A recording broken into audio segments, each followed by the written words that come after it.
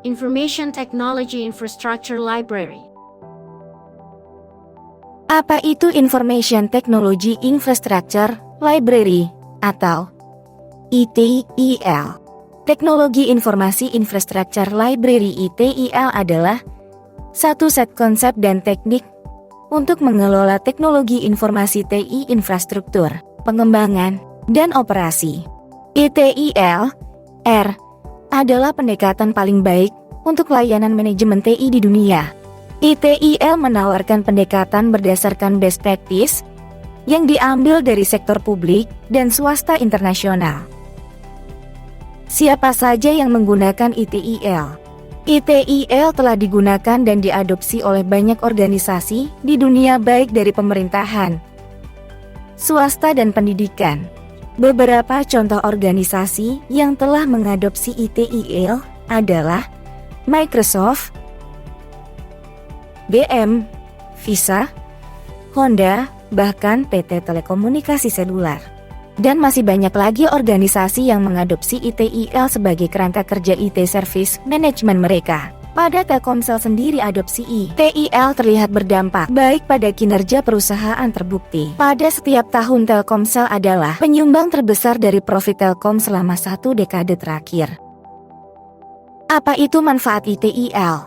Dengan menggunakan dasar pendekatan sistematis ITIL untuk manajemen layanan TI, ITIL menawarkan peningkatan pada sebuah perusahaan, diantaranya peningkatan return on investment pada TI, peningkatan kapabilitas dan produktivitas, peningkatan kepuasan pelanggan atau pengguna, peningkatan hasil pemanfaatan aset, peningkatan hubungan dan interaksi antara penyedia layanan TI dengan pengguna atau pelanggan, menjaga organisasi untuk mengimbangi perubahan terkini yang mendorong organisasi untuk terus berkembang. Integrasi layanan TI. Peningkatan ini telah dibuktikan oleh banyak organisasi di dunia yang mengadopsi ITIL sebagai kerangka kerja layanan TI mereka. Baik, selanjutnya kita masuk pada komponen dari Information Technology Infrastructure Library. Ada 5 komponen. Yang pertama, Service Strategy. Service Strategy ini merupakan inti dari siklus hidup ITIL atau Information Technology Infrastructure Library, yang akan memberi panduan bagaimana cara merancang dan mengimplementasikan layanan TI atau IT sebagai bagian dari aset strategi perusahaan. Service Strategy juga mendefinisikan konsep utama dari ITIL, yaitu sebagai panduan dasar dalam perancangan keseluruhan siklus hidup dari ITIL sendiri. Service Strategy memberikan panduan dalam pengembangan service design, service transition, service operation, dan continual service improvement. Proses inti dari service strategy itu antara lain ada 5. Yang pertama, strategy management for IT service. Yang kedua, service portfolio management. Yang ketiga, financial management for IT service. Yang keempat, demand management. Yang kelima, business relationship management. Selanjutnya yang kedua yaitu service design. Service design ini memberikan arahan untuk perancangan dan pengembangan layanan serta proses-proses manajemen layanan. Itu yang mencakup prinsip dan metode untuk menerjemahkan tujuan strategis ke dalam portofolio layanan dan aset layanan. Service design prosesnya dimulai dari pengaturan kebutuhan bisnis hingga selesainya pengembangan dari perancangan solusi layanan. Pada service design terdapat 5 aspek. Yang pertama yaitu solusi layanan, baik itu untuk layanan baru atau perubahan layanan. Yang kedua, sistem informasi manajemen dan tools atau alat-alat. Yang ketiga, teknologi dan arsitektur manajemen. Yang keempat, proses. Dan yang terakhir, yang kelima yaitu metode pengukuran dan matriks.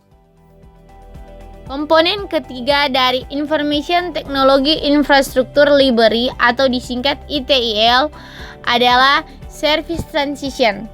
Service Transition ini berfokus pada seluruh aspek layanan, memberikan arahan, pengembangan, dan perbaikan untuk transisi layanan baru atau perubahan layanan. Merupakan implementasi dan adaptasi dari service design. Service transition ini merencanakan dan mengkoordinasikan sumber daya atau resource sehingga menjamin kebutuhan dari service strategi yang dituliskan dalam service design untuk dirilis dalam service operation service transition, yang memberikan paduan kepada perusahaan untuk mengelola segala bentuk perubahan yang terjadi pada layanan dan proses manajemen layanan agar dapat mengontrol risiko dari perubahan. Keempat adalah service operation. Service operation ini memberi panduan dalam implementasi dari manajemen operasi layanan.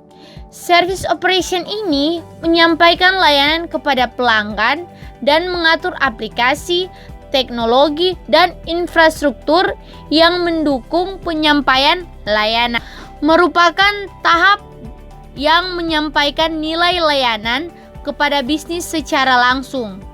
Service strategi mendefinisikan nilai yang disampaikan pada layanan, sedangkan service design mendefinisikan bagaimana merancang layanan agar dapat menyampaikan suatu nilai.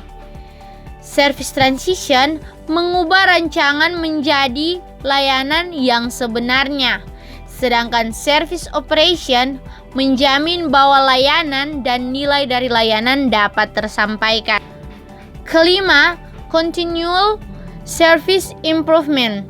Continual service improvement berkaitan dengan perbaikan nilai kepada pelanggan melalui evaluasi yang berkelanjutan dan perbaikan dari kualitas layanan. Continual service improvement mengkombinasikan antara prinsip, praktis, dan metode dari manajemen kualitas, manajemen perubahan, memperbaiki kapabilitas, memperbaiki setiap tahap dari siklus hidup ITIL, mulai dari layanan, proses, aktivitas, dan teknologi yang berjalan. Kita masuk dalam apa konsep ITIL atau ITIL.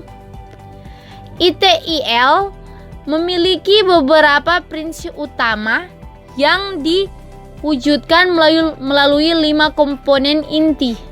Beberapa konsep ITIL dalam prinsip utama yaitu memberikan pelayanan yang maksimal kepada pelanggan, mengoptimalkan sumber daya dan kemampuan, menawarkan layanan yang berguna dan dapat diandalkan, merencanakan proses dengan tujuan yang jelas, dan yang terakhir menentukan peran dengan jelas untuk setiap tugas. Istilah utama ITIL. ITIL memiliki beberapa istilah utama yaitu kapabilitas, keterampilan atau kemampuan khusus yang diterapkan organisasi ke sumber daya untuk menciptakan sesuatu yang bernilai. 2. Fungsi, sebuah kumpulan organisasi yang secara mandiri dimaksudkan untuk menyelesaikan tugas tertentu. Mereka biasanya membentuk sebuah sekelompok orang dan menggunakan alat yang telah ditentukan untuk menyelesaikan suatu tugas. 3. Proses rangkaian kegiatan terstruktur yang dirancang untuk mencapai tujuan tertentu. 4 karakteristik dasar proses adalah A. Mengubah input menjadi output. B. Memberikan hasil kepada pelanggan atau stakeholder tertentu. C. Bersifat terukur. D. Dipicu oleh peristiwa tertentu. 4. Resources bahan baku yang berkontribusi pada layanan, seperti uang, peralatan, waktu, dan staf. 5. Peran didefinisikan sebagai sekumpulan tanggung jawab dan hak istimewa yang telah ditentukan. Peran dapat dipegang oleh individu atau tim. 6. Aset layanan juga dikenal sebagai aset. Istilah ini mengacu pada sumber daya dan kemampuan yang harus digunakan oleh penyedia layanan untuk menawarkan layanan. 7.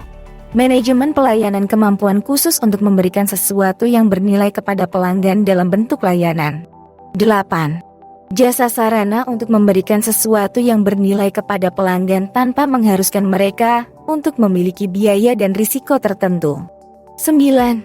Nilai, utilitas, dan garansi. Nilai layanan terdiri dari dua komponen, utilitas dan garansi. Layanan harus menawarkan utilitas dan garansi agar layanan tersebut dapat bernilai. Utilitas merupakan istilah yang mengacu pada kemampuan layanan untuk menghilangkan kendala atau meningkatkan kinerja pelanggan. Garansi merupakan istilah yang mengacu pada kemampuan layanan untuk beroperasi dengan andal. Visual by L. Clark.